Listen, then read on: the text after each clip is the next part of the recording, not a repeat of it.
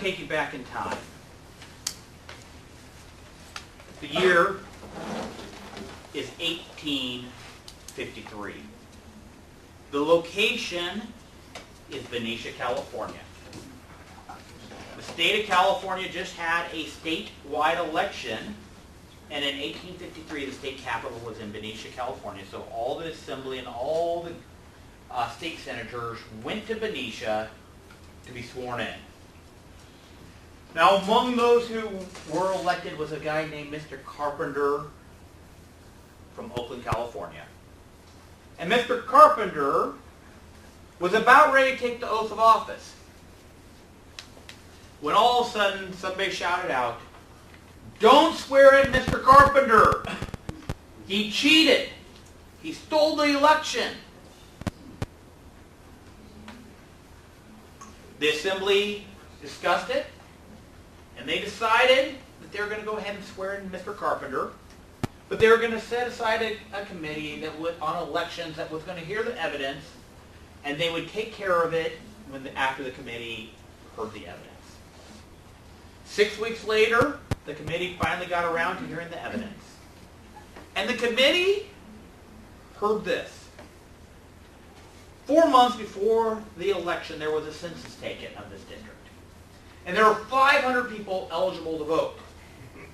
But on election day, there were over 800 people who cast ballots. It's a Democrat. Shh. Don't steal the punchline. One of the precincts, as soon as the poll closed, the poll workers took the ballot box and they disappeared for a couple hours. And in another precinct, voter 93 voted at sunset, according to 3 different witnesses. And the polls closed at sunset. But the poll book showed 258 people voted that day. And everybody from 108 to 258 were in the exact same handwriting. Wow. Good public school system. Now, the committee heard the evidence, and they decided that, Oakland's a growing seaport town. And since Oakland's a growing seaport town, it could have grown 60% in 4 months. And, while it's not proper for the ballot box to disappear for a couple hours, in an argument that only an attorney could make, they decided that the challenger did not actually allege that something wrong happened with that ballot box. So that's okay. And then as for the fact, this voter number 93, well, they went and talked to voter number 93, and even though there are 3 witnesses that say that voter number 93 voted at sunset, voter number 93 said, no, I voted at 2:30 that day. So this committee, which were Democrats, and Mr. Carpenter was a Democrat, decided that Mr. Carpenter should be allowed to keep his assembly seat. Wow. Now the media got a hold of this, and the media, of course, wrote a few headlines. And there were some people in the entire assembly who thought that for the best of their political career, it may not be best for them to go ahead and allow Mr. Carpenter to keep his seat. So when the full assembly met, they decided that, Mr. Carpenter, you're going to have to vacate your seat. You're no longer going to be the assembly member from Oakland.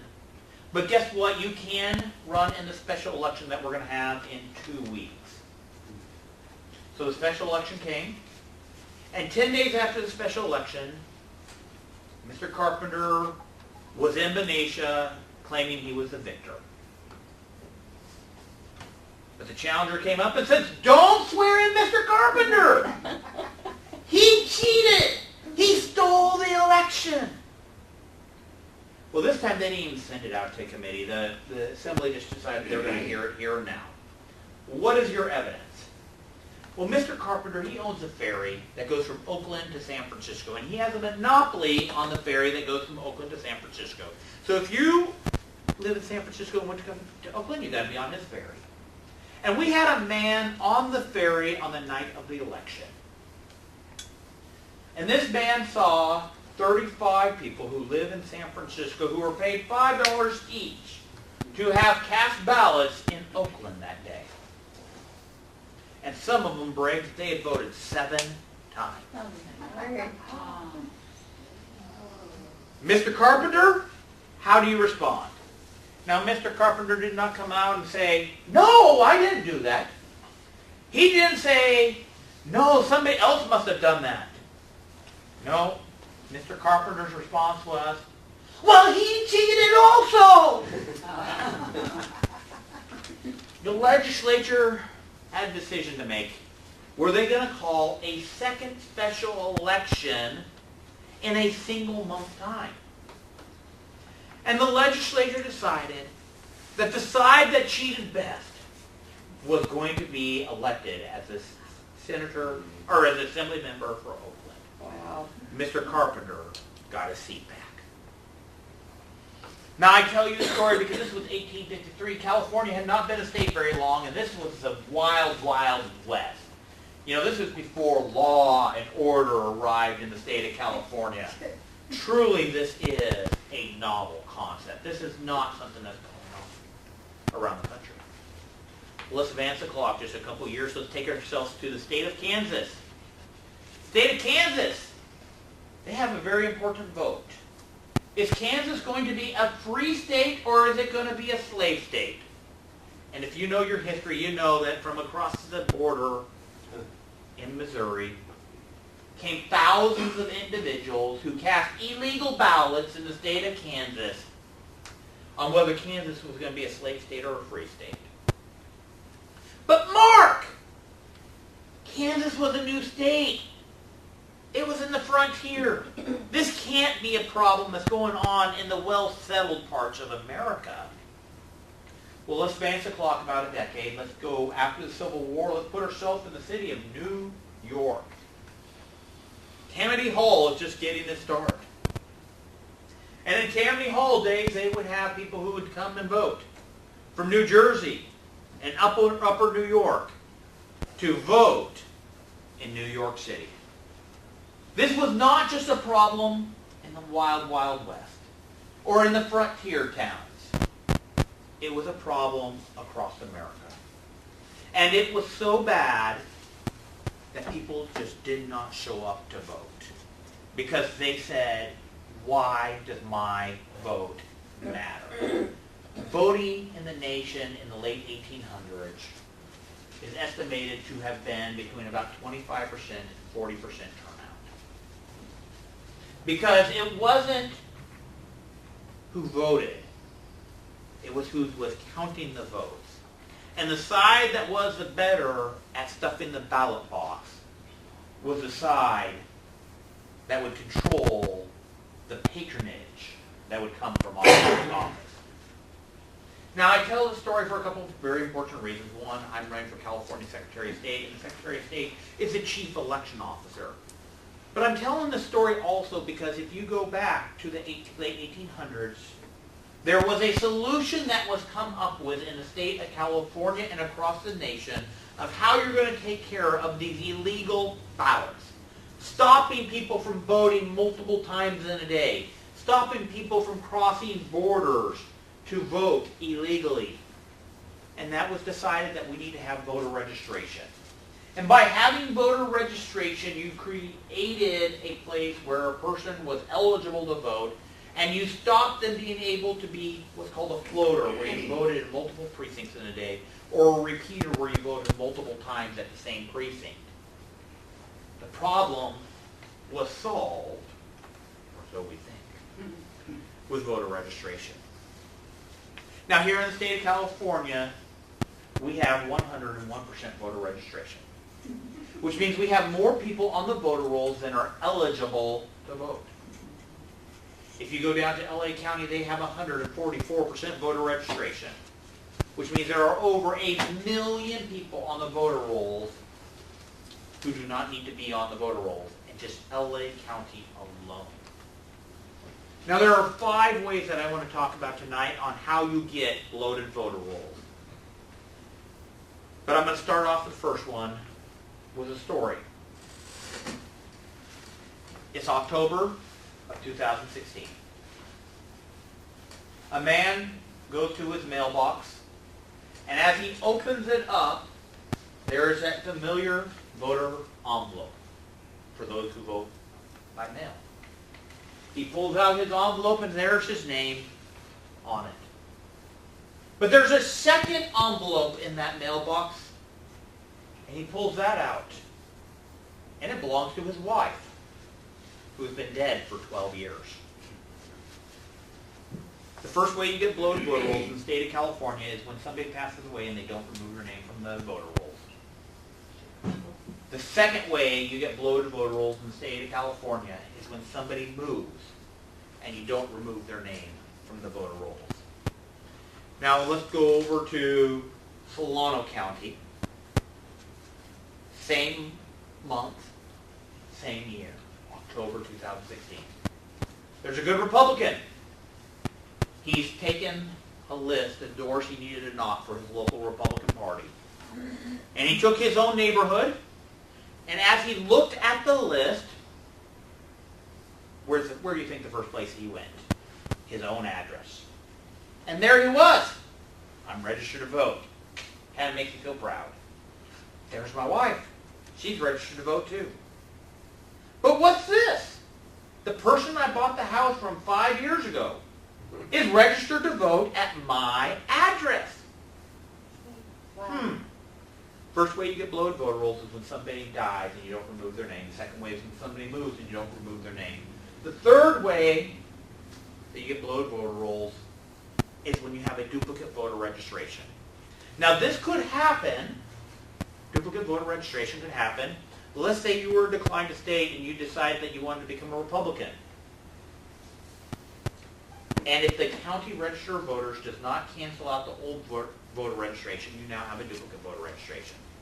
It could also happen if you decided that, it's been 10 years since you updated your signature and you'd like them to have the most current signature for you. Well, that could create a duplicate voter registration if the voter registrar is not doing their job in cleaning up the voter roll of you, in removing your old voter registration. Now that guy I told you about in Solano County, he saw his name, he saw his wife's name, he saw the previous real estate owner 3 times. She was registered to vote as a Democrat, registered to vote as a declined state, and registered to vote as a Republican. The county, not once, but twice, did not cancel out the voter registration of somebody when they updated their voter registration. First way you get bloated voter rolls is somebody dies. Second way, somebody moves. The third way, when you have a duplicate voter registration. The fourth way you get a bloated voter rolls is when somebody creates a fictitious voter registration. Now here in the state of California, you are not allowed to register to vote at a P.O. box. And just yesterday, I was down in LA County, South Bay, and I talked to a person who worked the polls. And she was looking at right before the election, she was looking at the rolls, and she realized that there were 19 people registered to vote at a single P.O. box. After the election, she did a little investigation, and she discovered that it was owned by the local Democrat Party. The fourth way you get bloated voter rolls is when you have a fictitious voter registration. First way, somebody dies. Second way, when somebody moves. Third way, when you get a duplicate voter registration. Fourth way, when you have a fictitious voter registration. The fifth way you get a bloated voter roll is when a non-citizen finds themselves on the voter rolls. Now here in the state of California, we have 4,200 public welfare agencies that administer public welfare. And here in the state of California, if you go in to get public welfare, they are instructed to help you register to vote. but they are not allowed to ask you citizenship. And you may have heard that it came out this last week that just one particular government, California welfare program, has over 450,000 non-citizens receiving. And they're not allowed to ask, are you a citizen or not?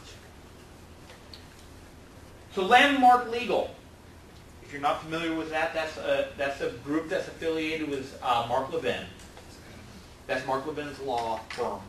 They sent a Freedom of Information request in which they asked the California Secretary of State, what policies, what procedures, what regulations does California have to cancel from the voter rolls non-citizens? Because we know that it is against California Constitution for a non-citizen to vote. And we know that it is a federal felony for a non-citizen to vote. And we know that it is a deportable offense for a non-citizen to vote.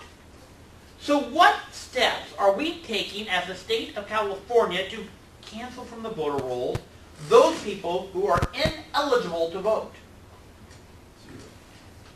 And take great confidence, everybody, in our Secretary of State, because he came back and saying they are not able to register to vote. We have no policies, we have no procedures, no regulations. We are not doing anything to cancel the voter registration of non-citizens who get registered to vote when they get put on public welfare. Now, I took this to an immigration attorney here in the state of California. I said, hey, isn't this a problem? Because, hey, they register them to vote. It's a federal felony, subject to deportation. They get registered to vote. They're going to get sent balloting materials. They're going to vote. Don't we need to be doing something? And this California immigration attorney said, no, we don't have to worry about them being deported because they had no intention to register to vote, and they simply received balloting materials from the state and they relied upon the state. Now, I'm not an immigration attorney. I'm a constitutional election law attorney, but I do not take the word of an attorney what the law is, so I actually did some research. And I found out that a few years ago there was a young lady who was born in the Philippines. She met a U.S. Army officer who was deployed to the Philippines. They fell in love. They got married. His deployment ended and they moved back to the United States together. She was a green card holder now. She went and got her driver's license. She did not check the box that she was a U.S. citizen. She had just showed her green card paperwork. But the DMV official decided to check that box for her. The state sent her balloting materials. She voted. And a couple years later, when she went in to get her citizenship, she had to answer a questionnaire, and one of the questions was, have you ever voted? And she answered yes. And the federal immigration judge said, citizenship denied for life. Deported. The state of California is turning every single legal immigrant into a federal felon subject to deportation when they automatically register them to vote when they come in and get welfare benefits.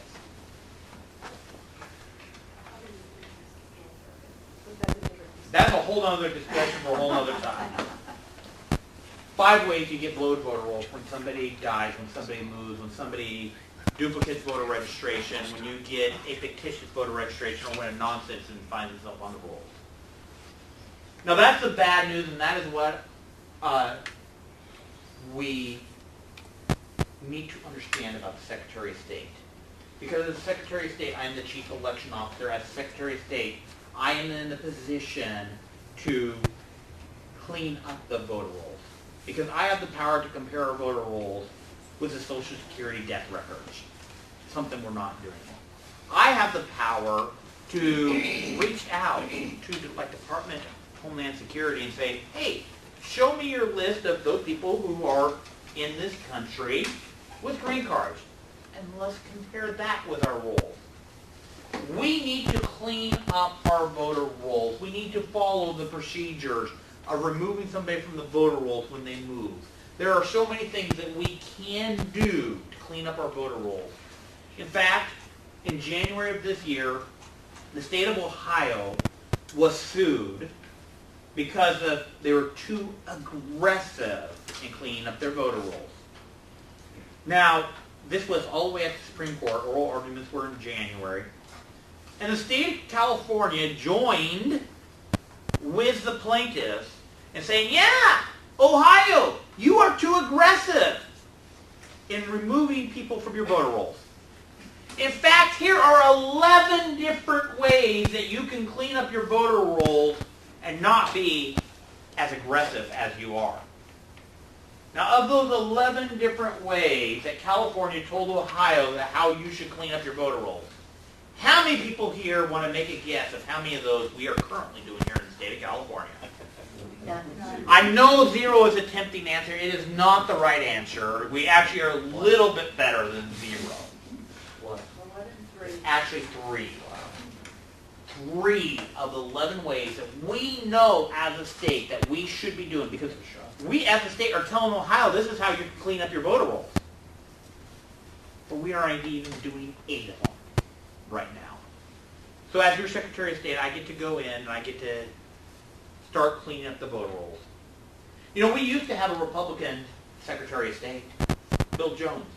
And he actually did the job. He followed the law. He cleaned the voter rolls. And did you know that when Bill Jones was a Secretary of State, 50% of statewide offices were held by Republicans? You know what's happened in the last 16 years? In addition to having bloated voter rolls, according to a liberal think tank, the state of California has the second worst elections in the nation. You know how bad our elections are? Our elections are so bad here that the military mail-in ballot, only 16% are returned. Wow. That's compared to 83% in Virginia. Now, are you telling me that there are more patriotic military in Virginia than they are in California? Are you telling me that the generals in Virginia are doing a better job getting their people to vote than they are here in California? There's a problem here in the state of California when it comes to disenfranchising our military vote. Not only that, in Virginia, or actually I'll say nationwide, 3% of all military mail-in ballots get rejected. Maybe they didn't sign it right, maybe they didn't get it postmarked in time or something like that. But here in California, 12%. Wow. 4 times as many military ballots are rejected in California than the nationwide average. Now that is a problem that we need to take care of at the Secretary of State's office.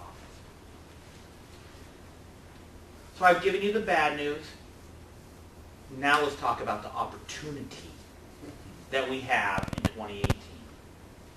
Because that is what is important for us to understand. Because I believe everybody in here has heard that Republicans can't win statewide. And what I want you to understand before you leave here is that is a fallacy. That is pure vote suppression by the liberal media trying to make sure that our base doesn't even go out and vote. Now let me tell you first about the title change that is going on in the state of California. Everybody here understands what a tide is? About every 6 hours it changes? Well, the state of California, when we became a state, was a Democrat state. Around the time of the Civil War, we became a Republican state.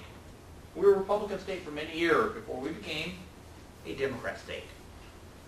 Before we became a Republican state, and then we started becoming a purple state, and we finally, 16 years ago in 2002, became a full-out Democrat state.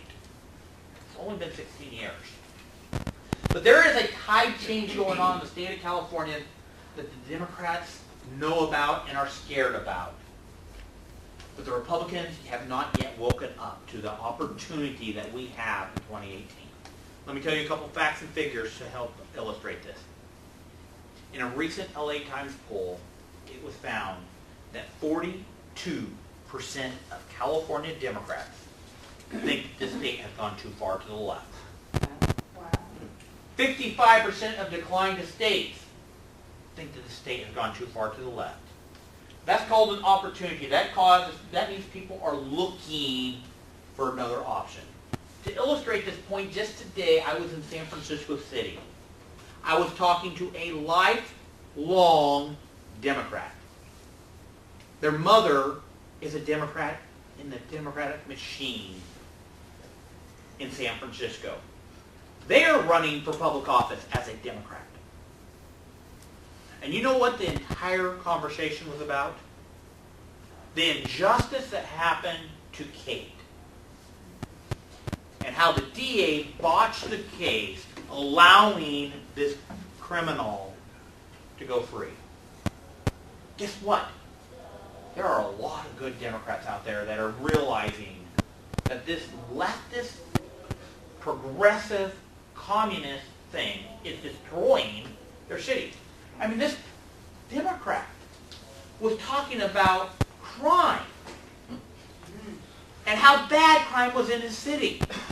He was talking about the poop reports and how his city was being destroyed by these progressive policies. Now, I'm not saying that he's coming out and voting for me. Remember, I'm a Republican. But the fact is, they're starting to wake up that their party no longer represents them. And that's called an opportunity for us as Republicans. Now let me tell you another fact and figure. 2016, we had a guy named Donald J. Trump who got elected. And after the election, the California Chamber of Commerce did a survey of the state. And they said if the governor election was held today, who would you vote for? Not the name, Republican or Democrat Party. And by 12 points, the Democrats won. The California Chamber of Commerce did that survey again in October of 2017. Same question. No names. If the election for governor were held today, who would you vote for, Republican or Democrat? And the Democrat only won by 3 points. There is a tide change going on in the state of California that the Democrat Party is aware of. Yet the Republican Party has not woken up yet to the opportunity that we have. Now let's talk about my race. I'm running for California Secretary of State. If you may remember, 4 years ago, Pete Peterson ran for Secretary of State. He ran a great race. He almost won. And there are many people who believe that he would have won but for the margin of fraud in Los Angeles County alone. Stop and think about that for a second. The margin of fraud in Los Angeles County elected the chief election officer of the state.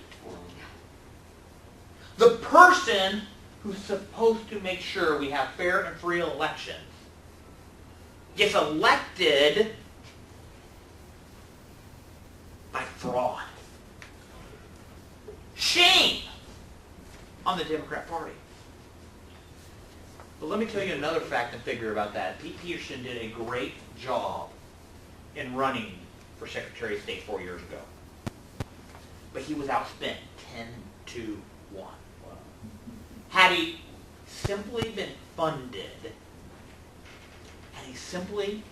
the Republican Party come out and funded his race, had he been able to get his message out, had he been able to pay to have people knocking on doors, to have those mailers go to people's houses, maybe a TV ad or two, had he simply been able to get his message out,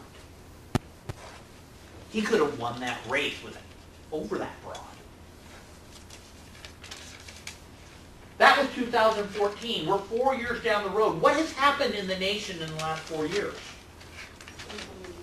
Well, number one, let's go to 2016. We have all heard that Hillary Clinton won the state of California. She also won Oregon and Washington. Pretty good margins, too. It wasn't necessarily close. But in 2016, in the month of November, a Republican Secretary of State won both Oregon and Washington. And it wasn't even close. This was the first time Oregon elected a Republican Secretary of State since 1976. The issue of election integrity, the volume was being turned up. And the citizens of Oregon and the citizens of Washington said, you know what?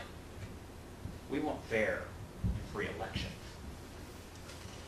They elected a Republican Secretary of State at the same time that they voted for Hillary Clinton Amazing. for president.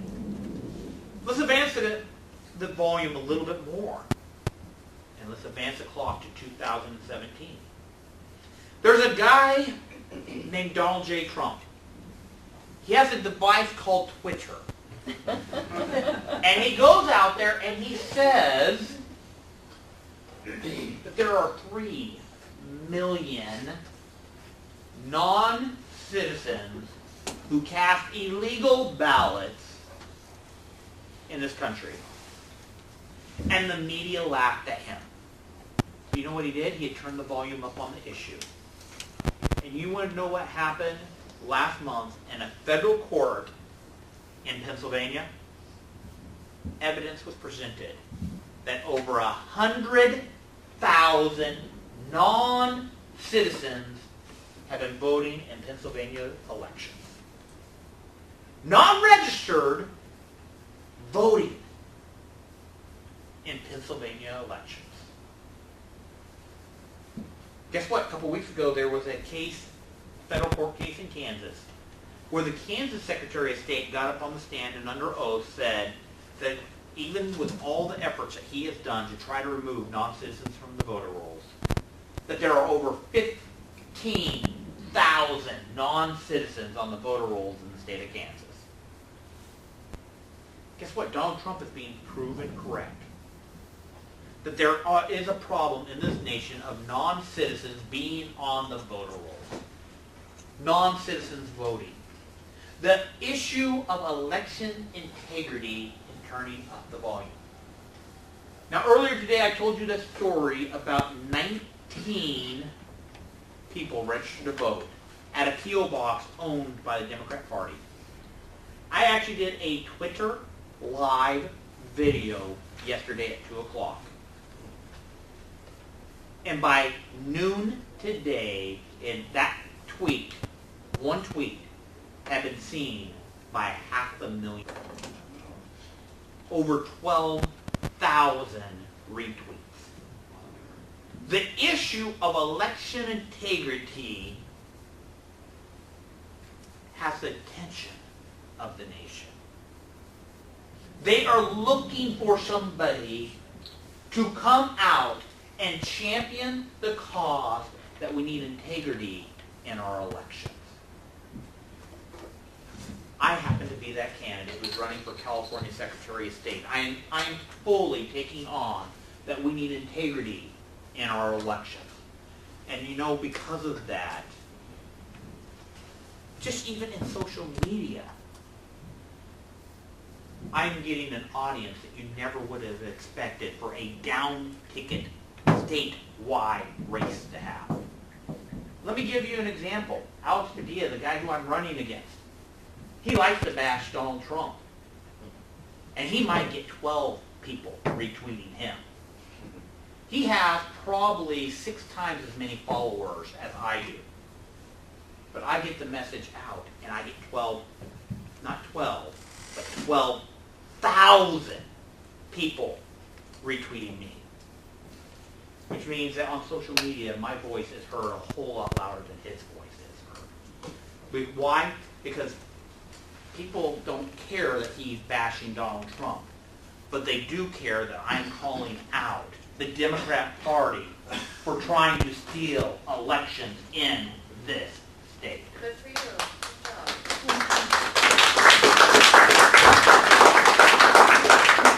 So first, we talked about the opportunity of the tide change.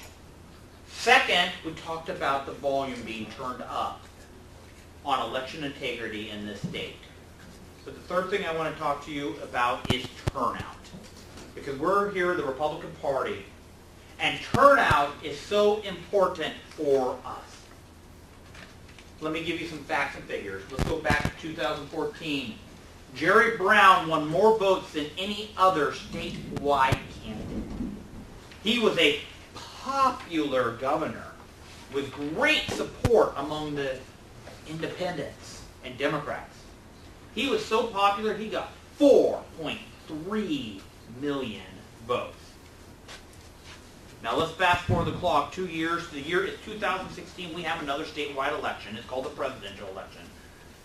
And we have a communist running against a socialist for U.S. Senate. We do not have a statewide effort getting out our Republican vote. Because Donald Trump's volunteers are making calls into Wisconsin, Pennsylvania, Michigan, Ohio, New Hampshire. Donald Trump is not running TV ads here. He's not coming and visiting here and stirring up crazy crowds with his rallies. Because he doesn't need the state of California. But Donald Trump still gets 4.4 million votes.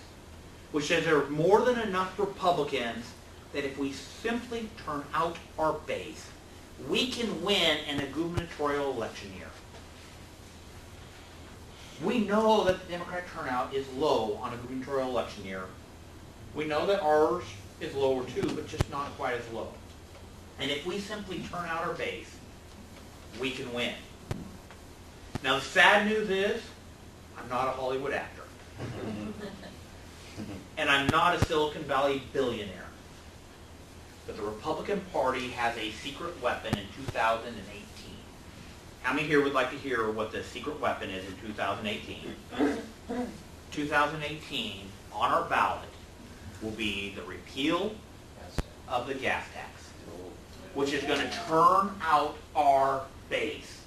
Those people who normally would only turn out to vote in a presidential election year, we as the Republican Party, when we are on the phone, are going to get them to come out and vote to repeal that gas tax and take back from the government that $800 per year that the government has stolen, and higher taxes and higher fees for a train that goes to nowhere, that does not build a single mile of new roads in the state of California. That is the opportunity we have here in the state of California. Now my campaign, I got into the race 5 months ago and I've already driven 40,000 miles. Over 300 meetings, over 42 counties. Why? Because I'm like Paul Revere, trying to wake up the Republican Party in the state of California to the opportunity we have in 2018. Because if you remember Paul Revere in 1775 when he took his midnight ride, there were more Americans living in America than there were British redcoats. And if the farmers simply came out with their muskets, the redcoats didn't have a chance to win. The only reason why the Revolutionary War lasted as long as it did, because so many farmers stayed at home and said, I don't want the government, I don't care about the government, just let me live my life alone. That's why the war lasted as long. There are more freedom-loving Californians than there are those who love tyrannical form of government. And you know what? If we simply get out that vote in 2018, we can win. And I understand it. And that is why last night I spoke in San Diego and got 3.5 hours of sleep last night. And I'm here speaking with you tonight. I was in San Jose this morning.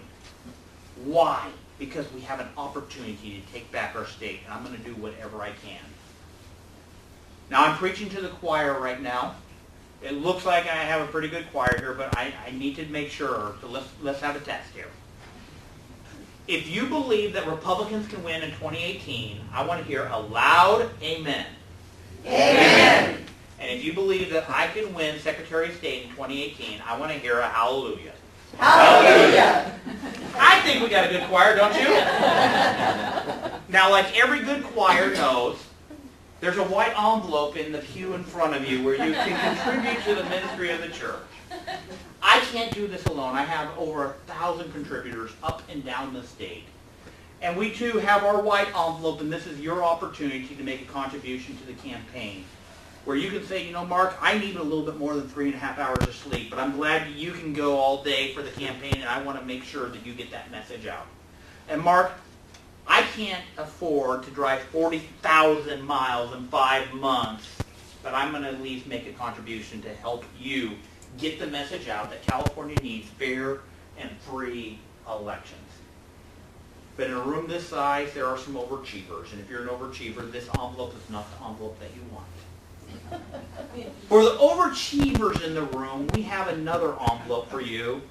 It has red ink, red for Republican, and what we're trying to get is 1,000 people to make a monthly contribution on their credit card with this. Because if we have 1,000 people who are making a monthly contribution on their card between $5 and $250 over the next 8 months, we're able to do what we call budget, where we can actually pay college Republicans to be knocking doors this summer, where we can actually be in the fairs and the festivals, where we can make sure that we are getting your message out in May, not just in September. And so if you are an overachiever in the room and you want to be one of the 1,000 people that we are trying to recruit to be a monthly contributor, you're going to take a red envelope. But if you want to just make a one-time contribution to the campaign, the black envelope is the one for you.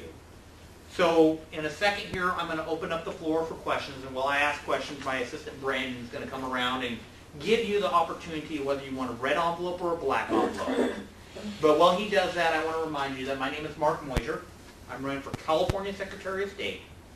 And with Meuser, you are more sure that you'll have fair and free elections. Thank you.